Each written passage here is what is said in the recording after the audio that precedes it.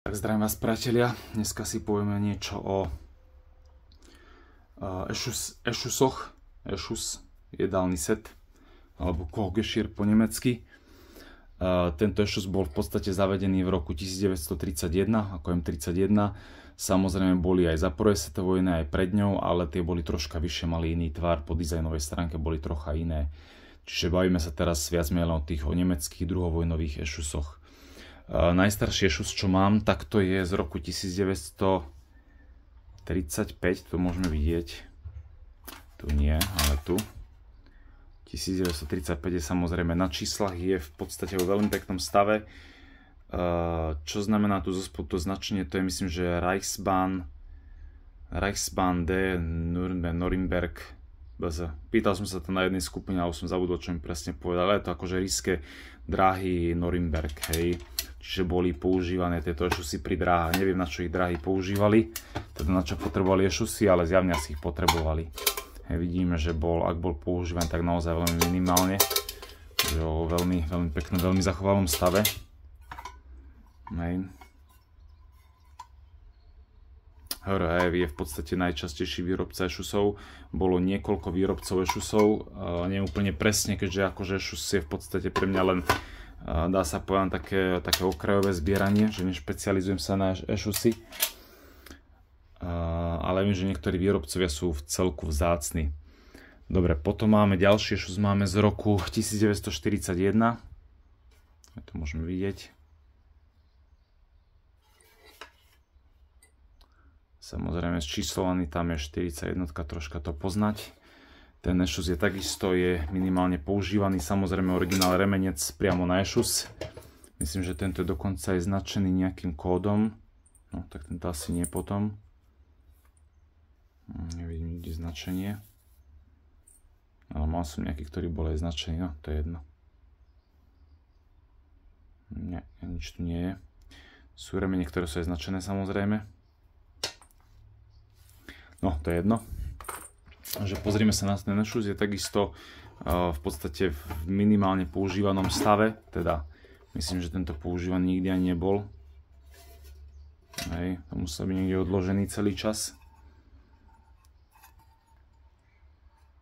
Ja som to v podstate nečistil, preto to vyzerá tak, ako to vyzerá, lebo nie úplne, akože myslím, že je rozumné všetko čistiť, keď človek niečo nájde alebo kúpi. Tu máme 41 hliníkovú, no a potom samozrejme vzhľadom na to, že hliník bol relatívne dôležitý materiál pre lietadla, tak sa začal nahrádzať plechovým Eschusom, plechovými variantami. Tu máme napríklad variantu z roku 1942, ktorá už je teda plechová. Samozrejme v 42. niektorí výrobcovia stále robili z hliníku. Myslím, že toto bol prvý výrobca, ktorý začal robiť z plechu. Tu môžeme vidieť napríklad, tá 42 je úplne, tá dvoječka tam je, pozrieme, ja to skúsim rozobrať, teda odobrať. Hej. Tá dvojka je tam úplne slaboulinko, hej, to môžeme vidieť, ale je tam. Znúka červený, zvonka zelený. Môžeme už aj vidieť, že to uchopenie je úplne iné. Aj značenie troška iné, 42, čiže sedí zčíslovaný. Takisto, tento tiež predpokladám, že nebol nikdy použitý. Inak tento Eschus pochádza konkrétne z Čiech. Kúpil som ho od jedného pána z Čiech. Môžeme vidieť troška z vrchu povrchovú koróziu. Tieto plechové Eschusy sú celkom vyhľadávané, sú pekné, keďže znúka sú červené väčšinou. Neviem, či bola nejaká iná farba sa používala. Tu môžeme napríklad vidieť tie stekance.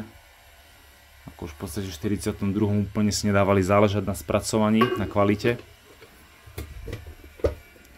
Čiže vlastne v tom 42. roku začala tá nemecká výroba prechádzať na plechové Eschusy. Myslím, že neviem, či ešte nejaký výrobca vyrábal hliníkové Eschusy do roku 43. To by som klamal, neviem úplne presne. Aby som nezavádzal kľudne, ak niekto mi môže doplniť informácie, tak budem rád. Tento remeň tiež nie je značený, nič tu nie je. No a v podstate poslednú variantu, respektíve aj tú najzácnejšiu variantu máme tzv. Schindlerov Eschus. To boli ešusy, ktoré boli vyrábané Schindlerom, vlastne vyrábali to Židia. Tie ešusy poznáme tak, že majú, vlastne oni používali gliedu z hrncov. Hej.